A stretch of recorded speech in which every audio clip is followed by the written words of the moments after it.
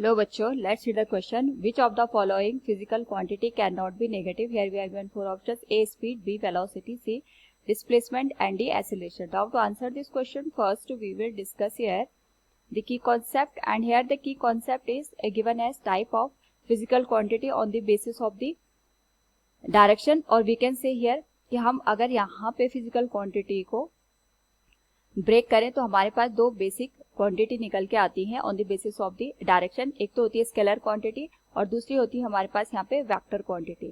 तो scalar quantity वो होती है जिसमें हमारे पास ओनली हम मैग्नीट्यूड को रिप्रेजेंट करते हैं. यहाँ पे हमारे पास एक न्यूमेरिकल वैल्यू होती है और उसके साथ हम यूनिट का यूज करते हैं. वेक्टर क्वांटिटी में हम यहाँ पे मैग्नीट्यूड यानी न्यूमेरिकल वैल्यू होगी, यूनिट होगी, और इसके साथ साथ हम डायरेक्शन को भी रिप्रेजेंट करते हैं.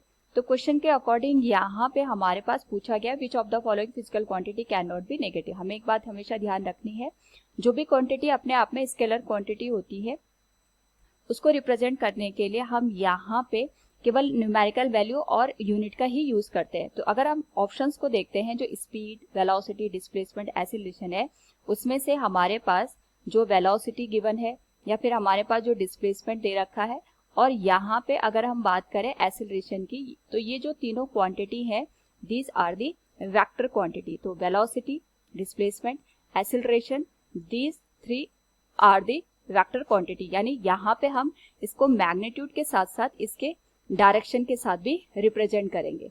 नाउ जो हमारे पास स्पीड है ये हमारे पास अपने आप में एक स्केलर क्वांटिटी है. तो जब हम इसको रिप्रेजेंट करेंगे तो इसके रिप्रेजेंटेशन में हम केवल यहाँ पे मैग्नीट्यूड का ही यूज करेंगे. तो क्योंकि यहाँ पे हम डायरेक्शन का यूज नहीं कर रहे, तो जब भी हम स्पीड को कैलकुलेट करते हैं तो या तो स्पीड की वैल्यू 0 होती है या तो पॉजिटिव होती है.